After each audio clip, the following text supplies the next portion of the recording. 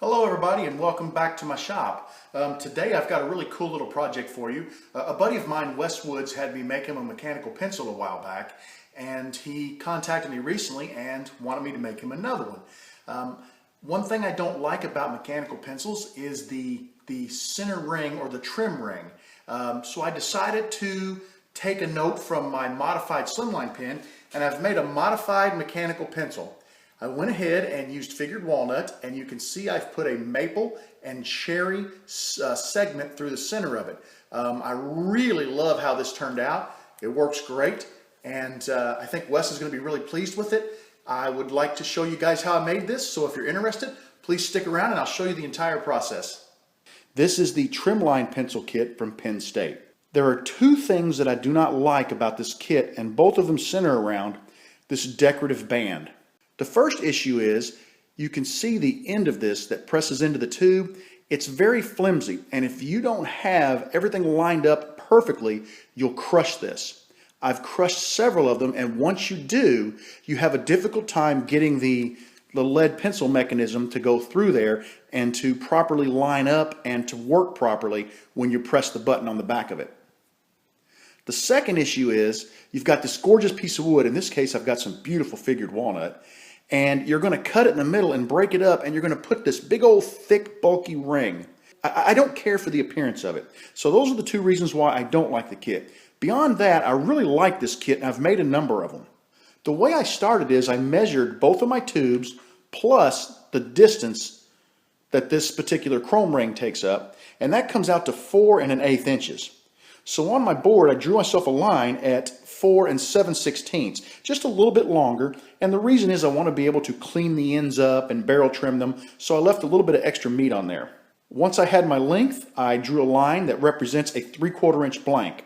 So I'm going to take this over to my bandsaw, we're going to get this blank cut out, and we'll continue with making the Trimline mechanical pencil.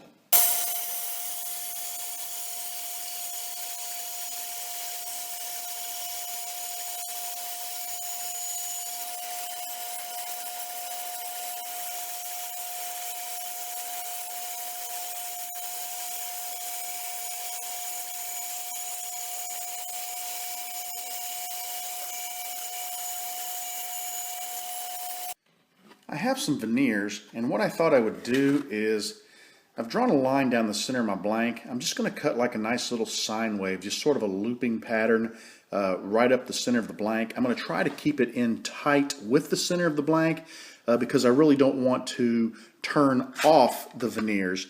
I'd like them to stay inside the wood and just give me a nice little pattern down the side of the pen. So I'm going to start off by cutting this, and then we'll get some glue and some clamps, and we'll get the veneers glued in here, and we'll see how that looks.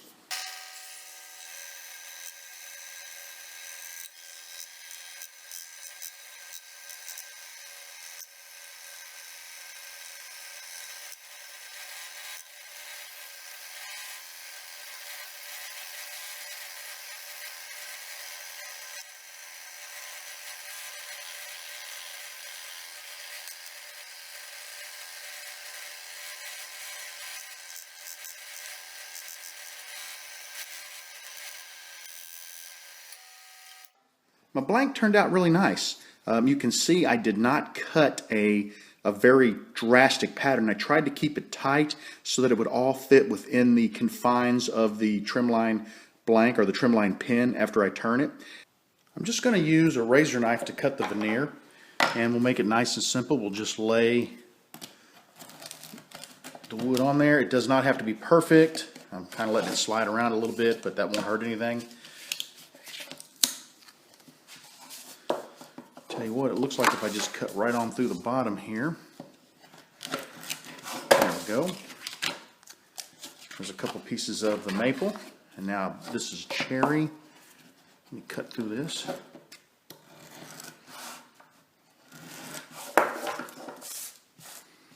And I'll just split her in half. Alright, and there we go. I was thinking what would look cool is if we sandwich two pieces of cherry between the maple, and then we'll just basically sandwich that right between the two walnut blanks, and that should give a nice little line or a nice little accent right down the center of the blank.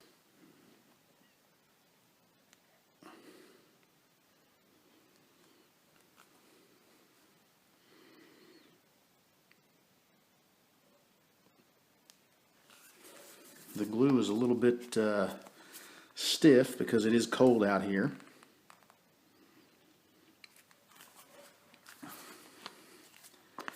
And the fact that there's not a lot left in the bottle isn't making it any easier, but I think it's going to be okay.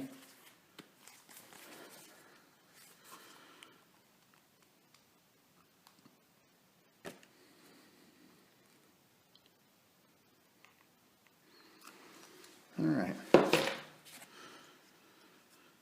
Spread this around.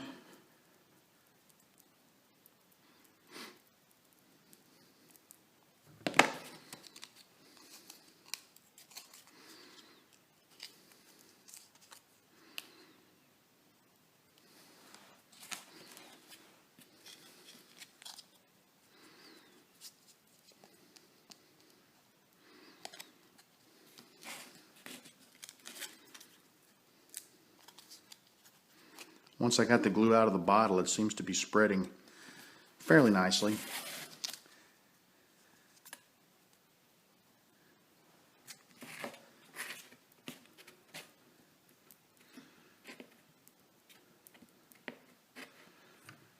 All right. After gluing up the blank and trying to use hand clamps, I just was not able to get enough pressure on both sides of this piece of wood to get the laminate to flow nicely into the cut. So I went ahead and I got my bench vise out, and with this I was able to really crank down on the blank, and you can see now that the laminate, there are no gaps between the laminate and the wood. It's a nice solid fit. So I'm just going to let it dry in the vise, and then we'll get it out when it's finished and continue on. The glue is finally dried, and I've got my blank out of the vise. It looks really good.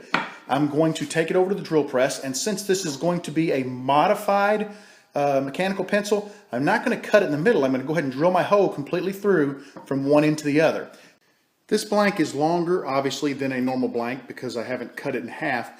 So I've let my drill bit extend, and I know you can't really see the top of it, but extend out a little farther than I normally would from the chuck so that the bit is about 1/4 of an inch longer than it needs to be. So I'm just going to go ahead now and very carefully drill this out.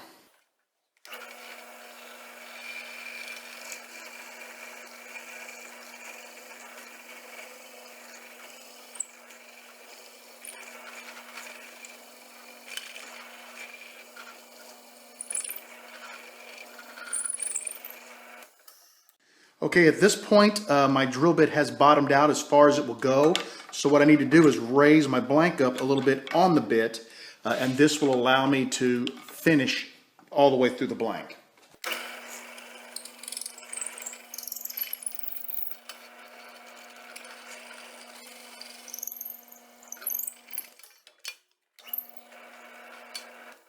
You can see where the veneer is. I entered right in the center of the veneer on this end of the blank, and I exited at the center of the veneer on this end of the blank. So I've got what I consider to be a nice straight hole right down through the center.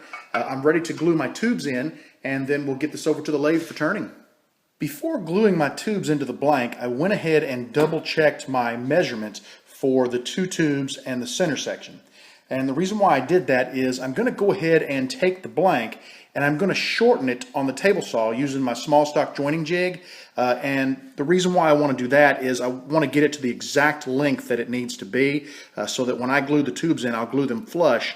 It should be ready to go. Just a slight bit of barrel trimming, just enough to clean it up, and this will be ready to turn. So you want to be real careful about the distance because with the mechanical pencil, if your distance is off, the pencil's just not going to function properly. I've got my blank cut down to the exact distance that I need it to be. Now what I'm going to do, it's a little bit tight there, but that's good because I'll have to trim a tiny bit off each end. I'm going to go ahead and take my medium CA and get my tubes glued in either end of the blank. I like to put the CA on very thick, and then we'll slide it right in to the end of the tube. I spin it a little bit, and I'm just going to take it up and I'm going to tap it to where it's exactly flush. Now I'm going to spin around and we'll grab the other one. Get it put in. Lots of glue, lots and lots of glue. Okay, we'll go ahead and we'll insert it into the opposite end of the blank, and we'll tap it right up to the edge. Make sure neither one of them slid. They look really good. I'm going to use a little bit of activator on this, only because I want to dry and not take a chance at any movement. There's one side. There's the other. And I'll just let that sit for a few seconds, and then we'll be ready to barrel trim. With barrel trimming, we don't want to get too aggressive. All I really want to do is just get the end of this tube, or the end of this blank, to be perfectly flat.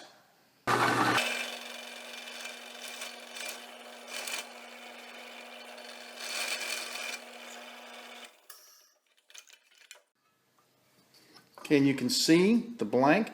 I haven't taken much off at all. It is smooth all the way around. Going to give a great fit for the parts of the pin. Let me go ahead now and trim the other side up.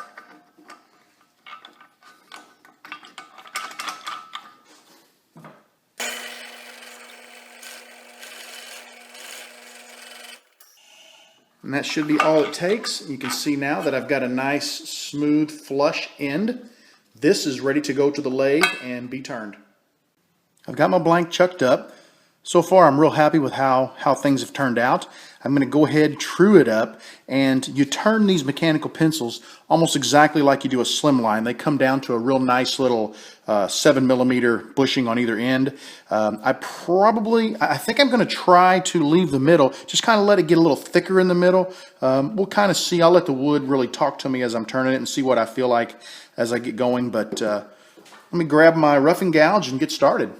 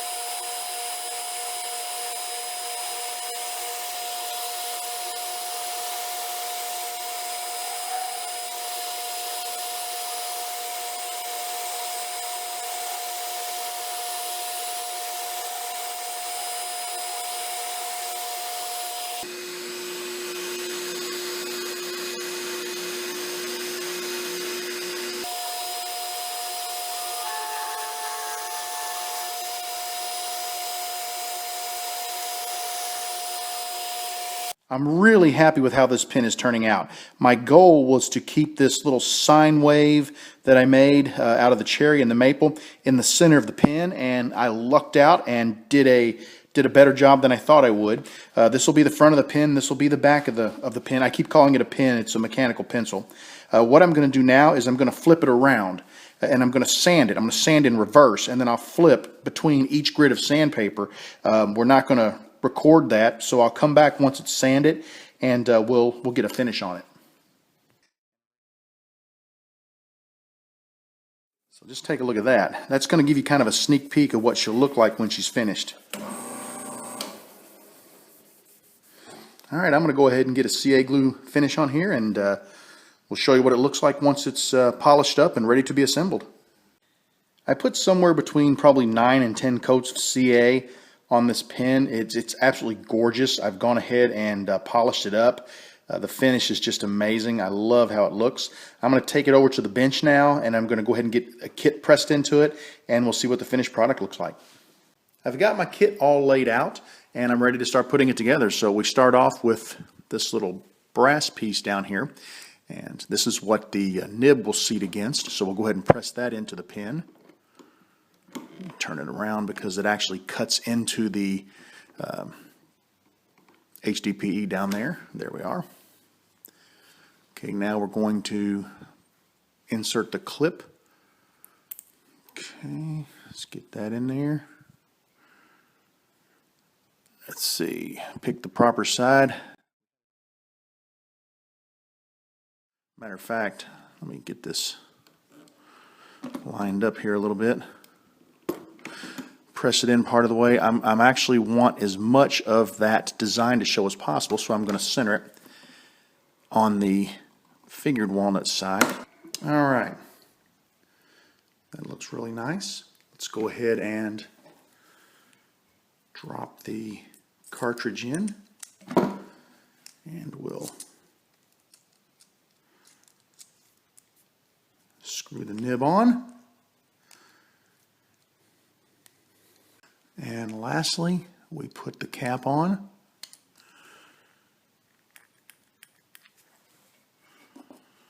And we're ready to go.